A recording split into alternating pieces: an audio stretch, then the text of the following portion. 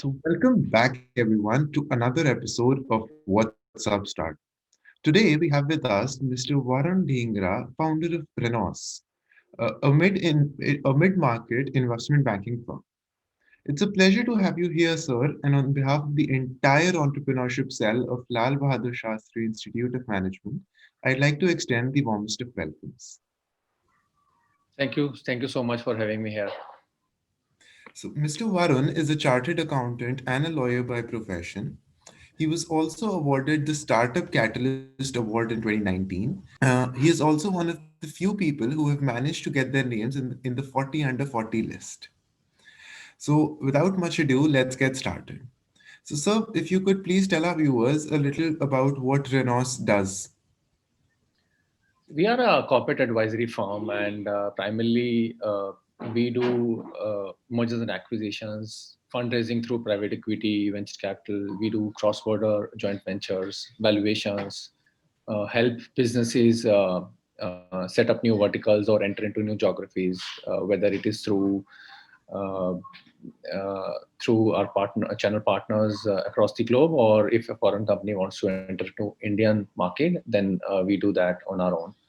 So pretty much under the corporate finance and corporate advisory vertical, we cover everything. Right, sir. And sir, so our first question is that you were working in the corporate sector for almost 2 decades, 17 years if I'm not wrong.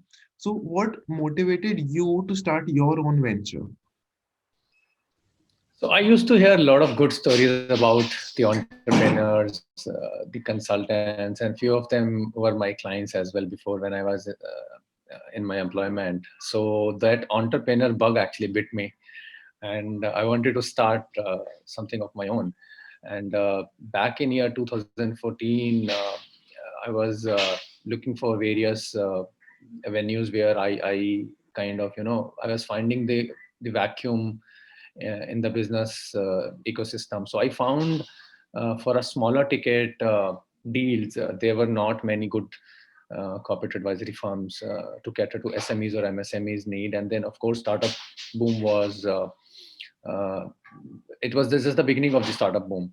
Right, sir. So I took the plunge, and I one fine day I was going to my office and I was driving, and I thought I'll resign today, and then I resigned, and then I started. Then the very next day I was uh, at cloud nine, and I wanted to set up something of my own. That was the dream come true.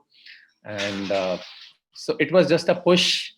uh, I think the time was right. Things were taking shape, good shape. Startup ecosystem was booming. So, just the zeal to do something of my own is what brought me here today. That's a really wonderful thing, sir. And like you mentioned, you were driving and you just thought that you would resign and you'd start your own venture. This is the Yeah. sort of thing that at least I have only seen in movies or just read about. But it's a pleasure to meet you, and knowing that you're someone who's actually done that is a very nice experience. And sir, I also read somewhere that during your teens, you were sure that you wanted to become an investment banker. I Yeah. read an article where you said that you were 16 and you were ready to, and you were all set and all prepared, and you were determined that you'll become an investment banker. So, Not sir, investment bank. No, I never knew that what investment banking is. I wanted to do something in uh, finance domain, particularly. It was in 90s, I think late 90s probably, or maybe mid 90s. I don't remember the year.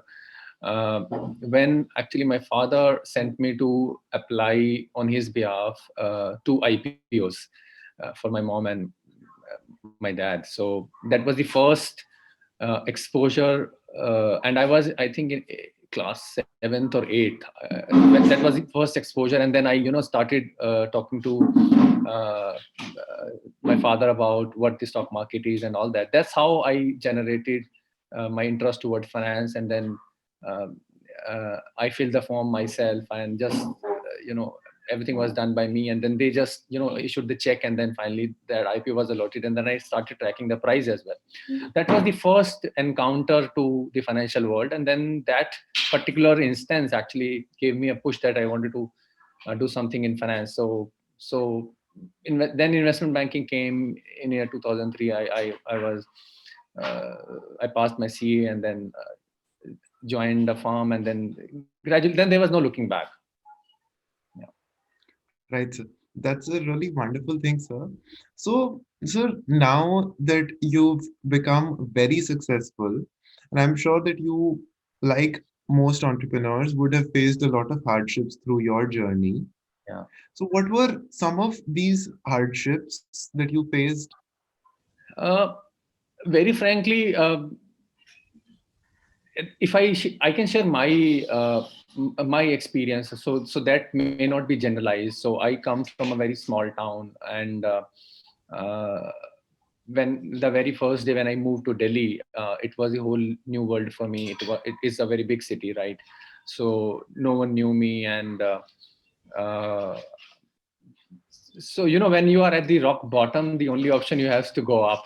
So I didn't have any friends in Delhi, and settling in a new city, and parallelly pursuing the education and making friends, and you're proving your metal. So it's not easy, but of course I took it as a challenge, and gradually conquered all the hardships. So for me, it was a very big culture shock when I moved from a small city to a big city. But uh, probably now, so my city has also grown from that day to this date.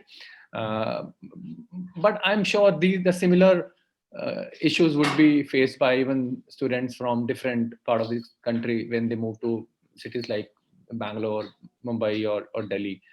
So so that was the biggest hardship for me. Apart from that, of course, I knew what I have to do. I was very sure that I'll have to pass my C exam, otherwise I don't have any option. I'll have to go back to my hometown.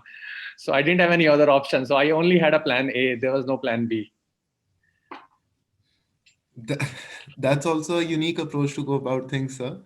That if you don't have backup plans, you need to work hard on the first plan, make sure that you succeed there. And sir, so far, what has been the highlight, the one incident, that one particular moment of your entrepreneurial journey at Renua, so that you've always cherished? See, I learn from all my clients. I learn from all my employees. So we take the client's feedback very constructively. Uh, Whenever there's some client which comes back to us finding some issues in our work, so we don't really take it as a negative approach. So we follow very positive. We are overall a very positive, optimistic firm. So we take that feedback very constructively. We set up a meeting with the client, and that's how we are improving our services day by day. The most cherished moment is when my team also follows that path. And so we call it internally, we call it that a new employee takes 3 months uh, uh, to be renosized. That's a term which we use internally.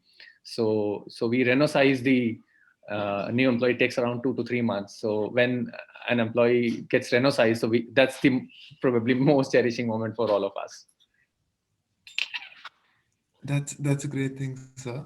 And so, what about the day that you got to know that you were going to be in the 40 under 40 list when that announcement was made, or when you saw your name? I So, was uh, I was very excited, no doubt. And when I applied for that, I didn't know that it will come to me, because it's not an easy thing to and there were numerous participants. Of course, when you go to that event, you get to know so many people who also applied who didn't get the award, right? So there were numerous participants, and I didn't know that I'll get that. So I applied, and I didn't apply for the just sake of winning it. I just applied just to have a participation, and if it doesn't get shortlisted, then probably I'll find the reasons why not. So the very first time I applied and I got it. I think it was late in the night or late in the evening when I received the email that I was shortlisted, and immediately I booked the tickets, and of course, it's a happy moment. It is a because it's a wonderful thing that just 40 people who are doing remarkable Yeah. things. That's surely a wonderful thing, sir. And sir, now that you've been very successful, you are very successful. You've gotten awards. You're in the 40 under 40 list. So, what is the one thing that still motivates you to work harder every day? So the best competition which I have is ourselves. So we compete with ourselves with each passing day. We don't compare ourselves with other farms, whether it's a big farm or a small farm. The only motivation I have is uh, we want to be like a named firm. So when people talk about our name, our company, so people should get to know, okay, yeah, I know this firm, I have heard about them and all that. So that's the only motivation which we have today, and every employee in our company is a brand ambassador for us. So everyone is working towards a common goal, uh, to build a name around the firm. So that's the only motivation. I think that should be the only motivation for every new entrepreneur. Instead of chasing money, one should chase the name. Right, sir. And sir, also while doing our research, we found out about another initiative that was Renault Learning. Yeah. So could you tell us about, tell our viewers a little about that as well? So when it was in March this year, when Prime Minister Modi announced the lockdown, I was, of course, no one was happy, right? So Corona has come, businesses will suffer now, and it was very late in the night. I was just reading about how the lockdown has impacted other countries across the globe, and I found a statement by Mr. Winston Churchill that never waste a Good crisis. crisis. Yeah, I don't know why that quote was probably uh, the same day the lockdown was announced, and the same day I read that quote. So I thought, okay, let's work on that, and we started to build something around how a lockdown or a pandemic will shape up. We did a brainstorming for next 10 days internally, and then we realized that we received so many applications from different colleges, and many colleges invite us to speak on different events. We saw a gap there as well. Uh, uh, that many students aspire to join investment banking, but there is no. There are different institutions available who are providing a lot of degrees or courses around that, but there was no formal iBanking firm which was actually helping the students build the career. So Right. it was a purely pro bono initiative. We didn't charge anything from any student. Uh, and we built Renous Learn, where we invited industry experts to share their thoughts, and in fact we ran full-fledged course on valuation as well. Uh, but we started as pro bono, and we received queries from multiple MBA colleges if we can actually pick up a formal course there. Of course, we didn't have that much time, and then we took a pause. Now we are at the advanced stage of discussion with multiple, like couple of colleges uh, to pick up like a full-fledged live project model with them, or maybe like a 3 months or 6 months module for them, for their students. Um, but we ran it for 6 months, but we had to take a pause because then things went back to normal. Not the pre-COVID, but still better than the lockdown stage. We didn't get time, but of course, 2021 we have bigger plans for that now. And sir, if I may ask, what's next in the books for you and Renos? We are very active on building our global clients now. Uh, we have been helping Indian companies set up footprints in Middle East, Southeast Asian countries. Uh, we have been talking to various global funded startups who want to capture the Indian market, because India is a very big market for them. So for the next, I think 2021, we will be focusing majorly on setting up our global relationships. Right, sir. And we do wish you the very best for it, sir. Thank you. And also, if and it's always said that everyone has that one person they look up to, and they learn from them, and they aspire to be a lot like them. They sort of their idol. Sir, if I may, who would you say is your idol? So I can't name a single person, very frankly. So all the time, during the so different parts of your life, you have a different person whom you want to be like. So sometimes you want to become X, sometimes you want to become Y. But I always take inspiration from uh, so at least two names I can share who are always my inspiration. One is Jeff Bezos, and another one is Elon Musk. So these two gentlemen, I always read about them. I always learn what they have been doing. Of course, picking up the good things, but these two gentlemen have really inspired me all the time. And they've made a lot out of themselves as well, sir. Yeah. So I was reading in one place somewhere, and it said that if you started earning about $2 lakh every day Mhm. since the day that Jesus Christ was born till today, you still wouldn't be richer than Jeff Bezos. Is I it? mean, they've actually created a lot of money and name and I wealth for themselves. if you I don't know uh, if you consider them as money making machines. Probably I don't take them as a one of the richest person. Jeff is there, so I don't consider them as my inspiration because they had a lot of money, because they were very concerned about their business. They are very focused on their business. Money, I think, is a byproduct for them now. So so look at Elon's ventures. So it's be it Tesla or this thing now, SpaceX, Neuralink, right? So money, of course, will come, but the way you want to change the whole world, the way you want to remain focused on your goals is what is my take is. Money definitely come. Money is always a byproduct, believe me. Right, sir. And I think it was a very famous saying that if you do it for the money, you're not loving what you do. So you should love what you do, money, and the money money will has a eventually follow. money has a repulsive effect, if you know about that. So you chase it, it will run away. You Right, ignore it, sir. it will stick to you.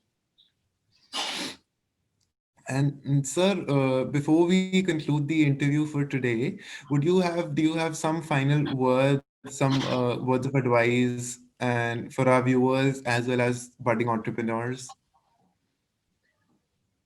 My only advice will be, choose your career what you like to be. So don't think that iBanking is the glamorous profession. You choose iBanking, or IIT is the glamorous institution, so you choose that. Don't do that. You always remain focused on what you want to be, whether you want to become uh, a photographer, or you want to become a chef, or you want to become a painter, or you want to become a finance professional. All the streams, all the professions have leaders, and we always, as a human being, we always cherish them. We always love to talk to them. We always want to be with like them, right? So whether you choose uh, a restaurant owner, or a movie star. So all the professions will have leaders. All the professions will have go people. So don't choose it when because your friend is choosing that, or maybe there's a highest number of uh, vacancies available. So don't do that. Do what you like to do. Right, sir. So those are some wonderful thoughts, sir. And before we conclude, I'd just like to thank you once again for taking out time from your busy schedule and sharing your knowledge and kind words with us. And My pleasure. Thank you for having me. and it was a real pleasure to have you here, sir. Thank you so much. All the Thank you, very sir.